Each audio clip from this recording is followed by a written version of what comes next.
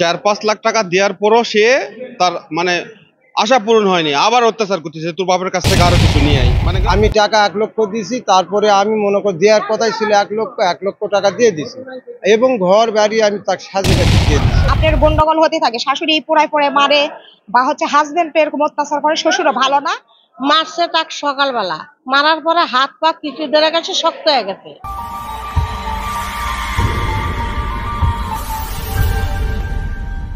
তো নিয়ত মানে সব সময় বলে আপনার গন্ডগোল হতে থাকে, শাশুড়ি পোড়ায় পড়ে মারে বা হাজবেন্ড এরকম অত্যাচার করে, শ্বশুরও ভালো না, বাচ্চাকে নিয়ে লাগে এরকম করে অত্যাচার করে মারছে। স্বামী মনে সকালেই মারে চলে গেছে, কুটের থেকে এখনো আসেনি বা এখনো পর্যন্ত যোগাযোগ নেই যে আমার বউ মারা গেল, কিভাবে মারলো, কিভাবে এরকম তথ্য দিবে যে এরকম কিছু নাই। মানে ঘরেতে মারছে, মারার পর মহিলাটা একটা মানে পাতলা একটা রন্না ঝুলে রাখছে, রাখে বলতেছে এরকম যে এই রন্নাতে গলার দড়ি দিয়ে মরে আছে।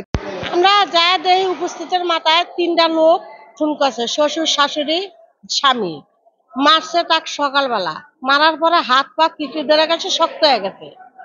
কিন্তু এটা তো গরম, শীত না যে শীতকা লাগবে, শীতকা লেগে গেছে।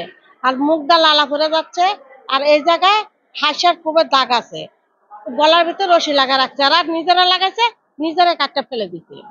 আর এই জায়গায় লোকের দাগ আছে, মারছে যে এরকম টিপে। তো গেটটা কিভাবে লাগাইছে, বলতেছে যে দরজা খোলা ছিল, আমি বাইরে থেকে আসে দেখি উপরে ঝুলে আছে। তো কাটলো কে? বলছে আমি কাটছি। ওনার শাশুড়ি বলতেছে, তো শাশুড়ি বলতেছে যে আমি কাটছি। তো কিভাবে কাটলেন আপনি? বলছে আমি উপরে ঝুলে না দেখে, কাউকে না দেখে, পুলিশে না খবর দিয়ে আমি কাটে মাছ ধরতে রাখছি। আমি বলছি এটা তো আপনি মারছেন, আপনি যদি না মারতেন, যদি একটা মহিলা মানুষ গলায় দড়ি দিছে, তাহলে আপনি তো সবাইকে ডাকবেন, পাড়া প্রতিবেশী ডাকবেন বা পুলিশ আইনে ডাকবেন, তারা তো এই তথ্যটা নিবে। আপনি কেন কাটলেন? বলছে আমি কাটিছি। আমি বলছি তার মানে আপনি মারছেন? বলেছে না মারিনি। তাহলে এই জায়গা কিসের দাগ? একবারে বড় স্পট একটা কালো এই জায়গাতে দাগ, ওকে নির্যাতন করে মারছে।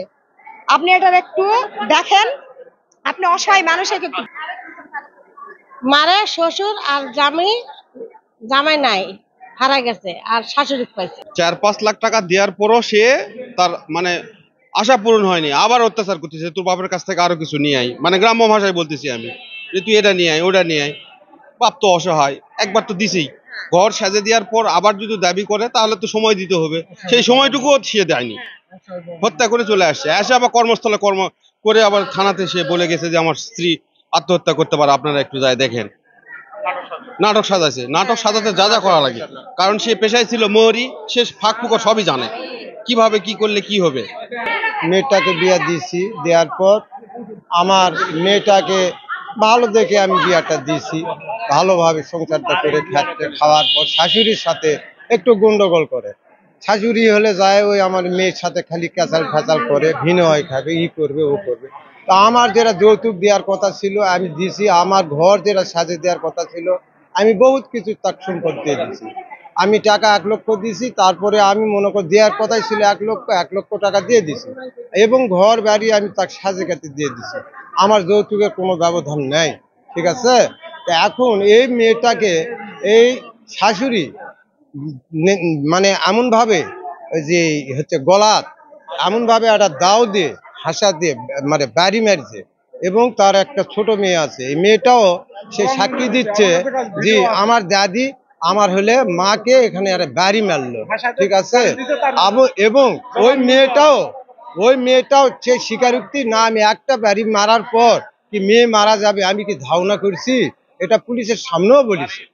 গরু দিয়েছি, আমরা 2টা গরু দিয়েছি, মোটরসাইকেলের টাকা দিছি এবং অনুষ্ঠান করে যত ঘরের যাই জিনিস লাগে সম্পূর্ণ কিছু দেওয়া আছে ওখানে, সম্পূর্ণ কিছু দেওয়া আছে। ওনারা যদি মারে, আমার বোন যদি গলার দড়িতে মরেই যায়, যদি আমাকে মরে যায়, তার তো বউ, তাই তো আসে কবার যে আমার বউ মরে গেছে। কেন করা এটা তো আমরা জানি, যৌতুকের জন্য করেছে, আমরা দিয়ে দিছি, সেটা পরিশোধ করেছি। তারপরে